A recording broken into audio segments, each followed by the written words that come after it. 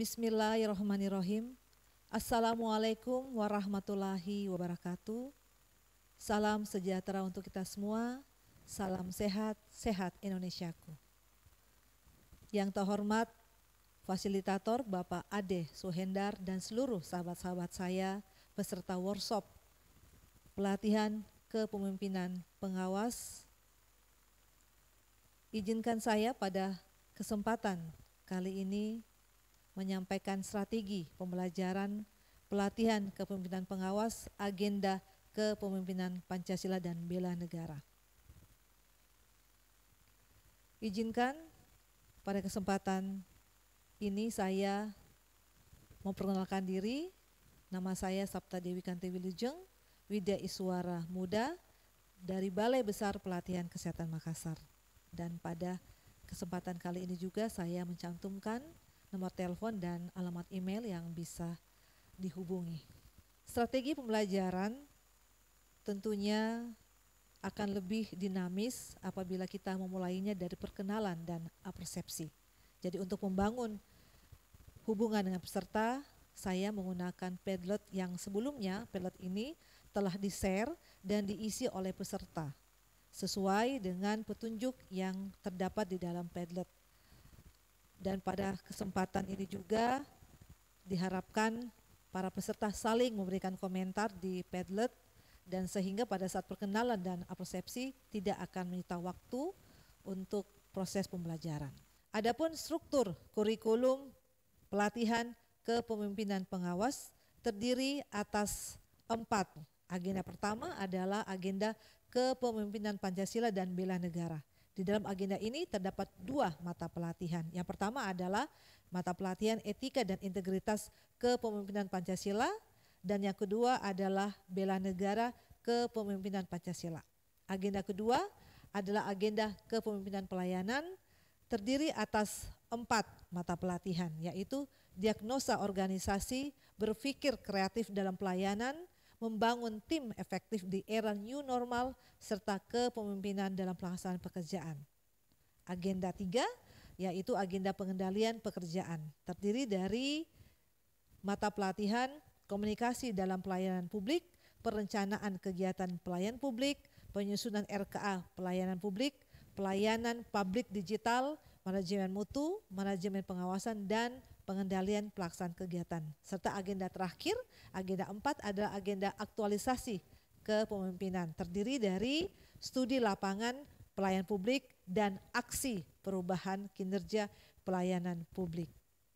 Di dalam pelatihan kepemimpinan pengawas ini ada kompetensi manajerial jabatan pengawas dan kompetensi pemerintahan sebagai pengawas untuk menjamin terwujudnya akuntabilitas jabatan pengawas yang merupakan kemampuan dalam mengendalikan kegiatan pelaksanaan pelayanan publik. Dan pada kompetensi yang dibangun ini diindikasikan dengan kemampuan peserta untuk membangun karakter dan sikap perilaku kepemimpinan Pancasila yang integritas, menjunjung tinggi etika birokrasi dan bertanggung jawab dalam pengendalian pelayanan publik di unit organisasinya sebagai bentuk perilaku kepemimpinan Pancasila dan bela negara.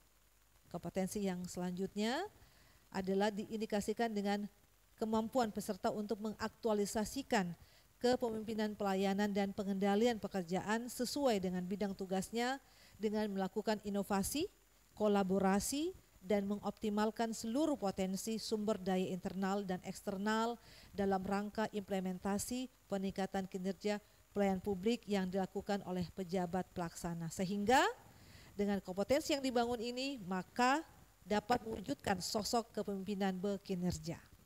Rekan-rekan sekalian yang saya hormati, pada saat review materi kita akan masuk di mana fasilitator akan menyampaikan beberapa pertanyaan. Review materi sangat penting sekali untuk mengetahui pemahaman peserta. Dan pertanyaan-pertanyaan yang disampaikan adalah bagaimana pengalaman belajar mandiri peserta dengan emosinya, kemudian apa yang peserta ketahui tentang konsep etika, akuntabilitas, integritas, preferensi publik, persepsi publik, aspirasi publik, bela negara, dan sebagainya. Dan juga bagaimana keterkaitan antar materi dalam agenda 1. Sehingga nanti di dalam review materi ini dengan pertanyaan-pertanyaan yang disampaikan oleh fasilitator akan membuat suasana kelas akan menjadi lebih dinamis dan juga akan lebih membuat peserta berperan aktif dengan review materi ini. Bapak dan Ibu, penting bagi seorang fasilitator untuk menyampaikan tujuan pembelajaran agenda.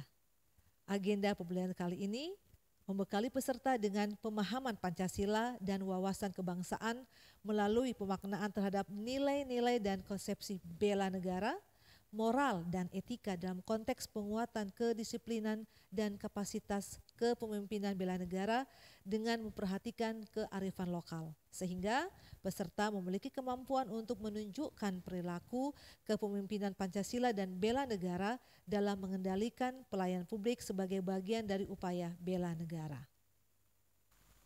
Indikator keberhasilan daripada Modul 1 atau mata pelatihan etika dan integritas kepemimpinan Pancasila adalah diharapkan peserta mampu menjelaskan substansi ceramah etika dan integritas kepemimpinan Pancasila oleh penceramah, kemudian peserta mampu menjelaskan bela negara dalam kilasan sejarah kemerdekaan, peserta juga mampu menganalisis nilai-nilai dasar dan teladan bela negara serta refleksi amanah ASN dalam sejarah kemerdekaan, kemudian peserta juga mampu menjelaskan tujuan dan visi negara, keterkaitannya dengan Pancasila serta mengidentifikasi ancaman ketahanan nasional, kemudian peserta mampu menjelaskan etika dan akuntabilitas ASN, serta yang terakhir adalah peserta mampu menganalisis penerapan etika jabatan, pemerintahan dan integritas dalam pengendalian pelayanan publik.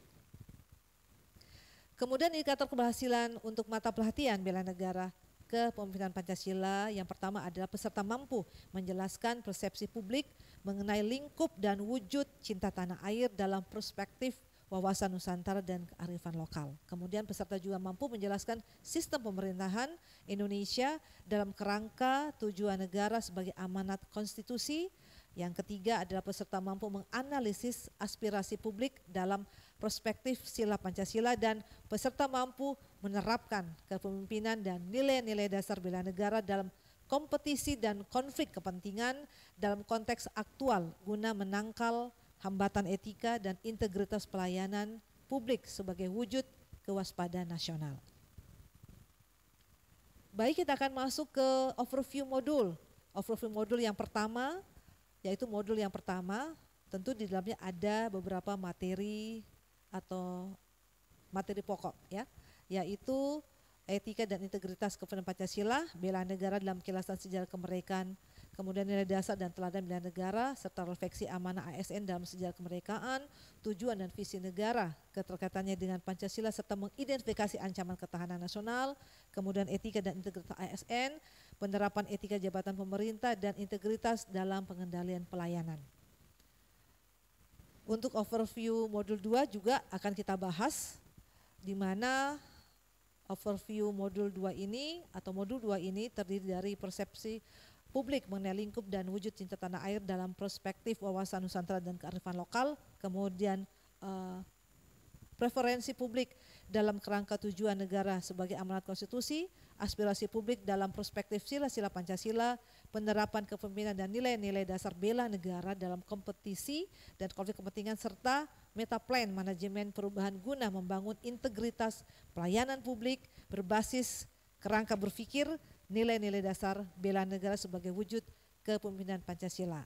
Overview modul 1 dan modul 2 ini akan lebih banyak meminta pendapat dari para peserta dan juga pemahaman dari para peserta terkait dengan modul 1 dan modul 2 ini.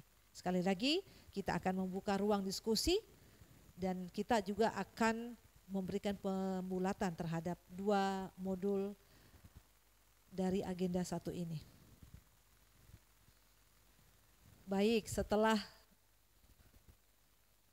overview modul 1 dan modul 2, maka para peserta akan masuk ke dalam sesi berikutnya, yaitu sesi paparan makalah, di mana paparan makalah ini merupakan esai dari agenda kurikulum inti.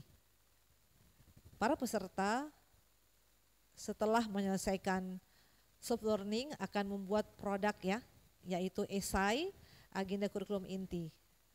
Dibuat dalam bentuk paparan dan masing-masing peserta tentu akan mempresentasikan. Untuk sinkronus yang pertama ini saya akan meminta 5 peserta untuk menyampaikan esai agenda kurikulum inti, di mana para peserta tentu sudah berpikir ya, sudah berpikir, sudah melihat, mengamati, kemudian bisa melakukan atau menuliskan esai agenda kurikulum inti ini, kemudian diskusi ya, pair. Jadi para peserta juga bisa berdiskusi antara para peserta maupun diskusi-diskusi dengan pihak-pihak lainnya yang bisa membantu mereka untuk bisa memahami daripada esai agenda kurikulum inti ini. Kemudian mereka akan share, dan pada kesempatan ini mereka akan berbagi atau share ya dengan sesama peserta, sehingga nanti kita akan berdiskusi terkait dengan paparan makalah dari para peserta ini.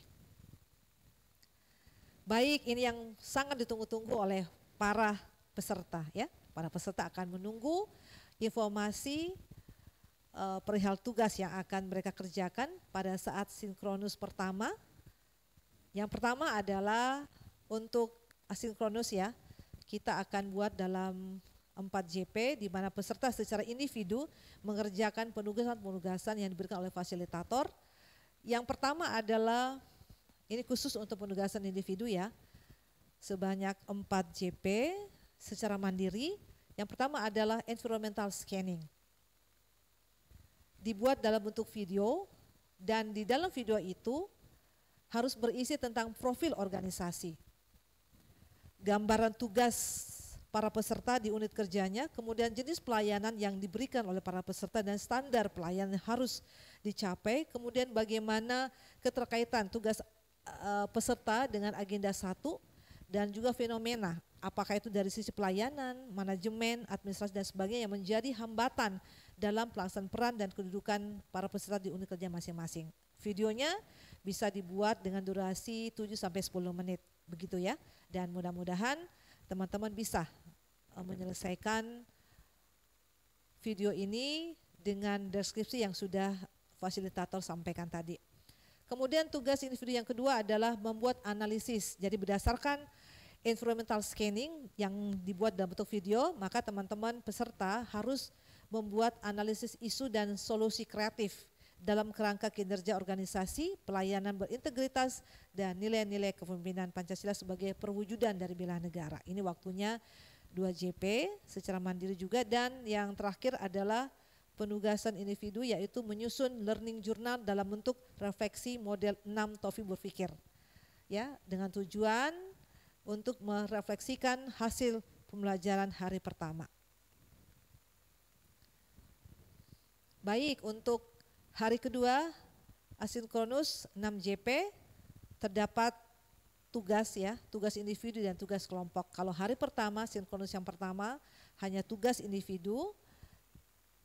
Hari kedua atau asinkronus yang kedua itu terdiri dari 6JP.